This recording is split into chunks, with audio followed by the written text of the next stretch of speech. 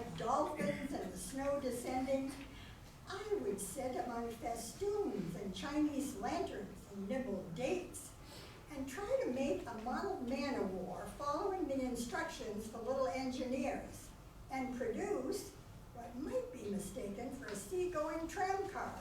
Or I would go out, my bright new boots squeaking into the white world, onto the seaward hill to call on Jim, Dan, and Jack, and to pad through the still streets, leaving huge footprints in the hidden pavements. I believe people will think there's been hippos. What would you do if you saw a hippo coming down our street? I would go like this, bang, and I'd throw him over the railing, then I'd roll him down the hill, and I'd tickle him behind his ear, and he'd wag his tail. What would you do if you saw two hippos? Iron flanked and delving he-hippos clanked and battered through the scudding snow towards us as we passed Mr. Daniel's house. Let's post Mr. Daniel a snowball through his letterbox. Let's write things in the snow. Ha! Let's write, Mr. Daniel looks like a spaniel. All over his lawn. We would walk on the white shore.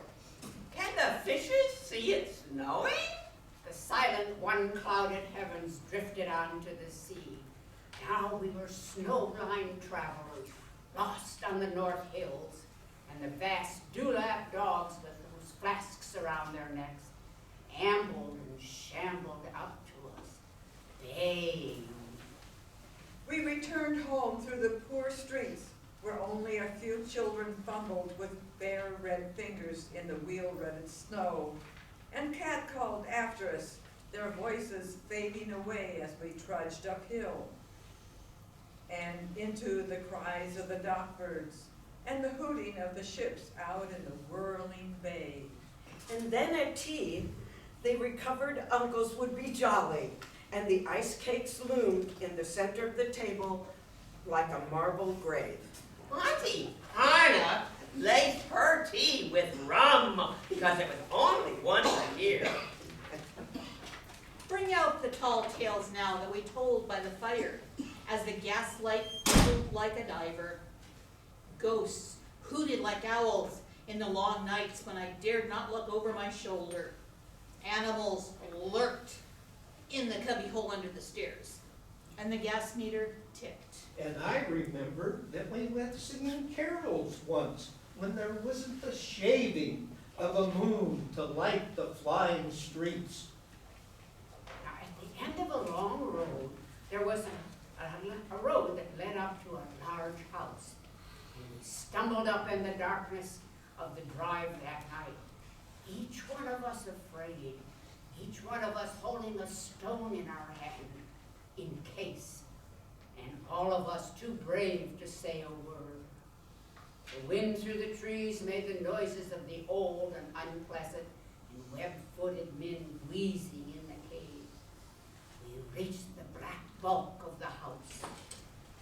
What should we give them? Hark the herald? No. Good King Wenceslas, I'll count to 3.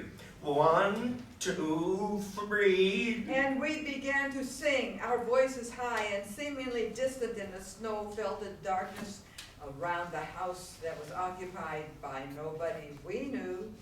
We stood close together near the door, dark door. Good King Wenceslas last looked out on the feast of Stephen, And then a small, dry voice, like the voice of someone who has not spoken for a long time, joined our singing.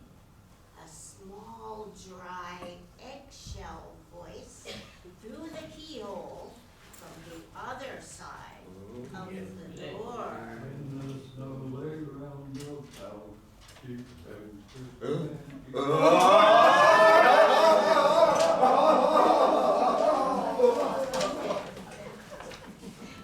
When we stopped running, We were outside our house.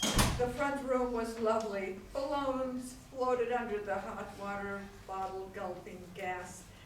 Everything was good again and shone over the town. Perhaps it was a ghost. Perhaps it was trolls. Let's go in and see if there's any jelly left. Always on Christmas night there was music. An uncle played the fiddle. A cousin sang Cherry Ripe, and another uncle sang Drake's Drum. It was very warm in the little house. Auntie Hannah, who had got into the parsnip wine, sang a song about bleeding hearts and death. And then another in which she said her heart was like a bird's nest. And then everybody laughed again.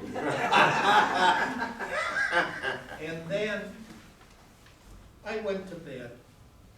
Looking through my bedroom window, out into the moonlight and the unending smoke-colored snow, I could see the lights in the windows of all the other houses on our hill and hear the music rising from them up the long, steady falling night. I turned the gas down and got into bed. I said some words to the close and holy darkness, and then I slept. Sleep, my child, and peace attend thee all through the night. Guardian angels God will send thee all through the night. We wish you a Merry Christmas, we wish you a Merry Christmas, we wish you a Merry Christmas and a Happy New Year. Merry Christmas.